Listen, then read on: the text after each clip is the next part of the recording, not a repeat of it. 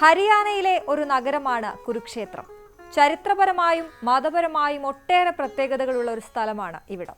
ഡൽഹിയിൽ നിന്നും 2.5 മണിക്കൂർ മാത്രം ദൂരമുള്ള കുരുക്ഷേത്ര ഏതൊരു സഞ്ചാരിയെയും ആകർഷിക്കുന്ന ഒരിടമാണ്. BC 3000 നൂറ്റാണ്ടിൽ ഇവിടെ ഭരിച്ച ഭരത രാജവംശത്തിലെ കുരു രാജാവിന്റെ പേരിലാണ് ഈ നഗരം അറിയപ്പെടുന്നത്.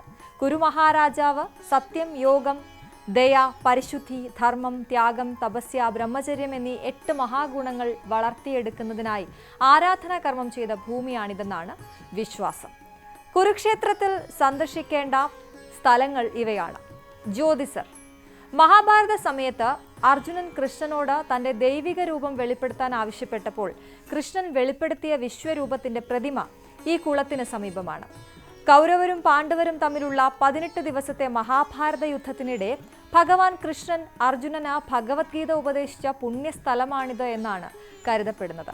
രക്തച്ചൊരിച്ചിലുണ്ടായ യുദ്ധമായതിനാലാണ് ഇവിടുത്തെ മണ്ണ് ചുവന്നതായി കാണപ്പെടുന്നതെന്നും വിശ്വാസമുണ്ട്.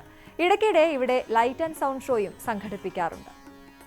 മറ്റൊന്ന് ബ്രഹ്മസരോവർ. ജ്യോതിസറിന് തൊട്ടടുത്ത് തന്നെയാണ് ബ്രഹ്മസരോവർ സ്ഥിതി ചെയ്യുന്നത്. ബ്രഹ്മാവിന് സമർപ്പിച്ചിരിക്കുന്ന ഈ തടാകം വിവിധ ചരിത്ര ഗ്രന്ഥങ്ങളിലും പരാമർശിച്ചിട്ടുണ്ട്. ഈ തടാകം ഇപ്പോഴും ഈ പ്രദേശത്തെ ഏറ്റവും വിശുദ്ധമായ സ്ഥലങ്ങളിലൊന്നായി സംരക്ഷിക്കപ്പെടുന്നുണ്ട്. മറ്റൊന്ന് സന്നിഹിത് സരോവർ.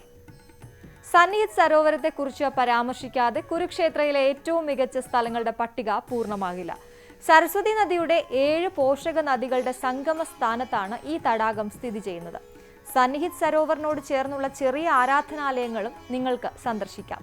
മഹാവിഷ്ണു, ലക്ഷ്മി നാരായണൻ, ധ്രുവനാരായണൻ, ദുർഗാദേവി, ഭഗവാൻ ഹനുമാൻ എന്നിവർക്ക് സമർപ്പിക്കപ്പെട്ട ആരാധനാലയങ്ങൾ ഇവിടെയുണ്ട്. 4-മതായി ദ താജ് ഓഫ് ഹരിയാന. ഹൈന്ദവ പുരാണങ്ങളാലും ആചാരങ്ങളാലും സമ്പന്നമായിരുന്നെങ്കിലും എല്ലാ മതങ്ങളിലെയും പണ്ഡിതന്മാരെ ആദരിക്കുന്ന ഒരു മതേതര പട്ടണമായിരുന്നു കുരുക്ഷേത്രം.